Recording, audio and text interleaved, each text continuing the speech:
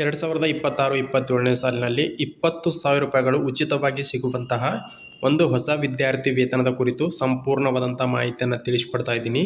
ಈ ಒಂದು ವಿದ್ಯಾರ್ಥಿ ವೇತನಕ್ಕೆ ಯಾವುದೇ ರೀತಿಯಾದಂತಹ ಪರೀಕ್ಷೆ, ಅರ್ಜಿ ಶುಲ್ಕ, ಸಂದರ್ಶನ ಏನೂ ಇರುವುದಿಲ್ಲ. ನೇರವಾಗಿ ನೀವು ಗಳಿಸಿದ ಅಂಕಗಳ ಆಧಾರದ ಮೇಲೆ ನಿಮಗೆ ಪ್ರತಿ ವರ್ಷವೂ ಕೂಡ ವಿದ್ಯಾರ್ಥಿ ವೇತನವನ್ನು ನೀಡ್ತಾ ಇದ್ದಾರೆ.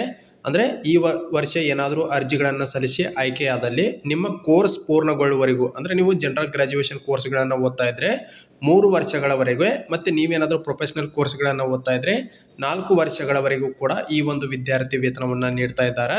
100% ಟ್ರಸ್ಟೆಡ್ ಆ್ಯಂಡ್ ಜೆನ್ಯೂನ್ ಆಗಿರುವಂಥ ಸ್ಕಾಲರ್ಶಿಪ್ಪು, ಅರ್ಹತಾ ಮಾನದಂಡಗಳನ್ನು ಹೊಂದಿರುವಂತಹ ಪ್ರತಿಯೊಬ್ಬ ವಿದ್ಯಾರ್ಥಿಯು ಕೂಡ ಮಿಸ್ ಮಾಡದೆ ಈ ಒಂದು ವಿದ್ಯಾರ್ಥಿ ವೇತನಕ್ಕೆ ಅರ್ಜಿಗಳನ್ನು ಸಲ್ಲಿಸ್ರಿ. ಯಾವುದೇ ವಿದ್ಯಾರ್ಥಿ ವೇತನ ಯಾವ ರೀತಿಯಾಗಿ ಅರ್ಜಿ ಸಲ್ಲಿಸುವುದು, ಬೇಕಾಗುವಂಥ ದಾಖಲಾತಿಗಳೇನೇನು, ಪ್ರತಿಯೊಂದು ಮಾಹಿತಿಯನ್ನು ಕೂಡ ವಿಡಿಯೋದಲ್ಲಿ ಸಂಪೂರ್ಣವಾಗಿ ತಿಳಿಸ್ಕೊಡ್ತಾ ಇದ್ದೀನಿ. ದಯವಿಟ್ಟು ವಿಡಿಯೋನ ಪೂರ್ತಿಯಾಗಿ ವೀಕ್ಷಣೆ ಮಾಡಿರಿ. ಮತ್ತು ಇದೇ ಮೊದಲ ಬಾರಿಗೆ ಯಾರಾದರೂ ನಮ್ಮ ಯೂಟ್ಯೂಬ್ ಚಾನಲ್ನ ನೋಡ್ತಾ ಇದ್ದರೆ ದಯವಿಟ್ಟು ಸಬ್ಸ್ಕ್ರೈಬ್ ಮಾಡ್ಕೊರಿ. ಹಾಗೆ ಈ ವಿಡಿಯೋನ ಇತರ ನಿಮ್ಮ ಗೆಳೆಯರಿಗೂ ಕೂಡ ಆದಷ್ಟು ಬೇಗನೆ ಶೇರ್ ಮಾಡಿರಿ. ಇಲ್ಲಿ ನೋಡ್ಬೋದು, ಕಾಣ್ತಾ ಇರ್ಬೋದು, ಯಾವುದೇ ವಿದ್ಯಾರ್ಥಿ ವೇತನ ಅಂತ ನೋಡೋದಾದ್ರೆ RBL ಬ್ಯಾಂಕ್ ಸ್ಕಾಲರ್ಶಿಪ್ ಅಂತೇಳಿ, ಶಿಕ್ಷಾ RBL ಬ್ಯಾಂಕ್ ಸ್ಕಾಲರ್ಶಿಪ್ 2026-27 ಅಂತೇಳಿ ಈಗಾಗಲೇ ಅಪ್ಲಿಕೇಶನ್ಗಳು ಸ್ಟಾರ್ಟ್ ಆಗಿದೆ.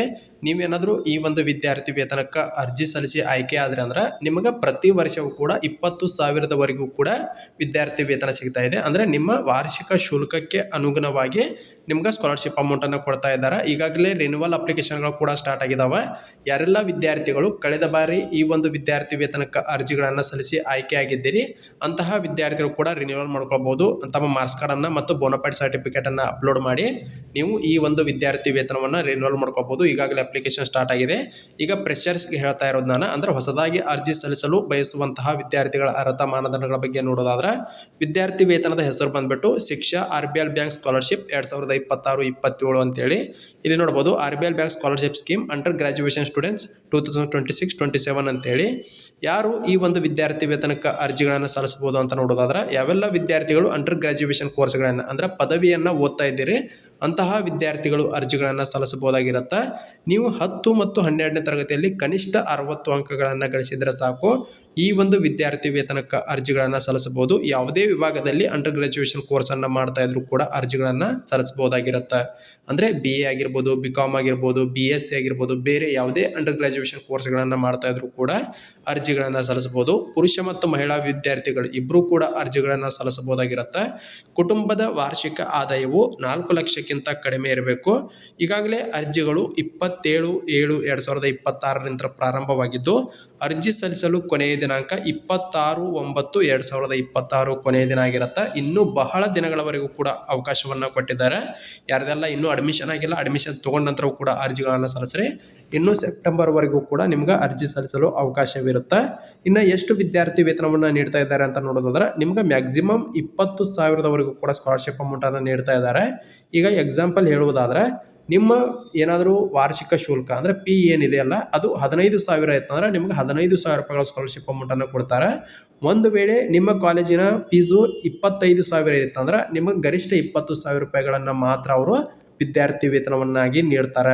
ಇನ್ನು ಕೆಲವೊಂದಿಷ್ಟು ವಿದ್ಯಾರ್ಥಿಗಳು ಅನ್ಕೊಳ್ಬೋದು, ಈ ಒಂದು ವಿದ್ಯಾರ್ಥಿ ವೇತನವನ್ನು ಪಡ್ಕೊಂಡೆ ಅಂದ್ರೆ SSP ಆಗಿರ್ಬೋದು, NSP ಆಗಿರ್ಬೋದು, ಬಡಿ ಪೋಸ್ಟ್ ಸ್ಟಡಿ ವೆಬ್ಸೈಟಲ್ಲಿ ಬೇರೆ ಸ್ಕಾಲರ್ಶಿಪ್ ಆಗಿರ್ಬೋದು, ಬೇರೆ ಬೇರೆ ಪ್ರೈವೇಟ್ ಸ್ಕಾಲರ್ಶಿಪ್ಗಳನ್ನು ಪಡ್ಕೊಳ್ಬೋದಾ ಅಂತೇಳಿ.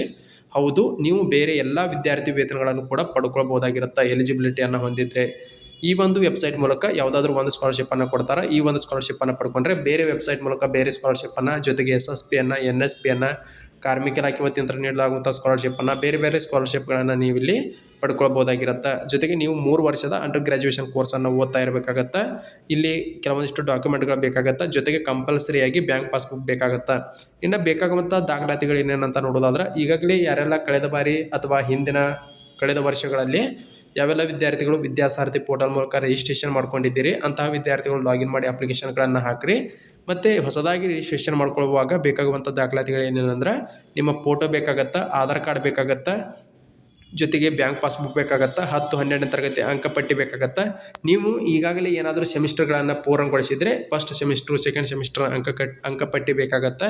ಹಾಗೆ ಇನ್ಕಮ್ ಸರ್ಟಿಫಿಕೇಟ್ ಬೇಕಾಗತ್ತಾ, ಬೋನಫೈಡ್ ಸರ್ಟಿಫಿಕೇಟ್ ಬೇಕಾಗತ್ತಾ, ಹಾಗೆ ಕಾಲೇಜಿನ ಪಿ ರಿಸಿಪ್ಟ್ ಕೂಡ ಬೇಕಾಗತ್ತಾ. ಇಷ್ಟು ಡಾಕ್ಯುಮೆಂಟ್ಗಳಿದ್ದು ಅಂದ್ರೆ ಸಾಕು, ನೀವು ಈ ಒಂದು ವಿದ್ಯಾರ್ಥಿ ವೇತನಕ್ಕೆ ಅರ್ಜಿಗಳನ್ನು ಸಲ್ಲಿಸ್ಬೋದಾಗಿರುತ್ತೆ. ಏನಾದರೂ ಹೆಚ್ಚಿನ ಮಾಹಿತಿ ಬೇಕಾಗಿತ್ತಂದ್ರೆ ಅಥವಾ ಏನಾದರೂ ಡೌಟ್ಗಳಿತ್ತಂದ್ರೆ, ಏನಾದರೂ ಅಪ್ಲಿಕೇಶನ್ ಹಾಕುವಾಗ ಏನಾದರೂ ತೊಂದರೆಗಳಾಗ್ತಾ ಇದ್ದರೆ ಅವ್ರ ಹೆಲ್ಪ್ಲೈನ್ ಇಮೇಲ್ ID ಕೂಡ ಕೊಟ್ಟಿದ್ದಾರೆ, ಅದಕ್ಕೆ ಕಾಂಟ್ಯಾಕ್ಟ್ ಮಾಡಿ ನೀವು ಹೆಚ್ಚಿನ ಮಾಹಿತಿಯನ್ನು ತಿಳ್ಕೊಳ್ಬೋದು. ಇದಕ್ಕೆ ಈಗಾಗಲೇ ಯಾವ ರೀತಿ ಅರ್ಜಿ ಸಲ್ಲಿಸೋದು ಅಂತೇಳಿ ನಿಮಗೆ ಏನಾದರೂ ಗೊತ್ತಾಗಲಿಲ್ಲ ಅಂದ್ರೆ ದಯವಿಟ್ಟು ಕಮೆಂಟ್ ಬಾಕ್ಸಲ್ಲಿ ಕಮೆಂಟನ್ನು ಮಾಡಿರಿ. ನಾನು ಸ್ಟೆಪ್ ಬೈ ಸ್ಟೆಪ್ ಯಾವ ರೀತಿ ಅರ್ಜಿ ಸಲ್ಲಿಸೋದು ಎಂಬುದರ ಕುರಿತು ಕೂಡ ಒಂದು ವಿಡಿಯೋ ಮಾಡಿ ಅಪ್ಲೋಡ್ ಮಾಡ್ತೀನಿ. ಹಾಗೆ ಈ ವೆಬ್ಸೈಟ್ ಲಿಂಕನ್ನು ನಾನು ಇದೇ ವಿಡಿಯೋ ಕೆಳಗೆ ಕೊಟ್ಟಿರ್ತೀನಿ, ಅಲ್ಲಿಂದ ನೇರವಾಗಿ ಕ್ಲಿಕ್ ಮಾಡಿಕೊಂಡೆ ಪ್ರತಿಯೊಬ್ಬರು ಕೂಡ ಅರ್ಜಿಗಳನ್ನು ಸಲ್ಲಿಸ್ರಿ ಅಂತ ಹೇಳ್ತಾ, ಹಾಗೆ ಈ ವಿಡಿಯೋ ಇಷ್ಟ ಆಗಿತ್ತಂದ್ರೆ ದಯವಿಟ್ಟು ಲೈಕ್ ಮಾಡಿರಿ. ಹಾಗೆ ದಯವಿಟ್ಟು ಈ ವಿಡಿಯೋನ ಇತರ ನಿಮ್ಮ ಗೆಳೆಯರಿಗೂ ಕೂಡ, ಈಗಾಗಲೇ ಬಹಳಷ್ಟು ಜನ ಪದವಿಗಳನ್ನು ಓದ್ತಾ ಇರ್ತೀರಿ, ನಿಮ್ಮ ಜೊತೆ ಇರುವಂತಹ ವಿದ್ಯಾರ್ಥಿ ಮಿತ್ರರಿಗೆ ದಯವಿಟ್ಟು ಶೇರ್ ಮಾಡಿರಿ ಅಂತ ಹೇಳ್ತಾ ಈ ವಿಡಿಯೋನ ಇಲ್ಲಿಗೆ ಮುಗಿಸ್ತಾ ಇದ್ದೀನಿ.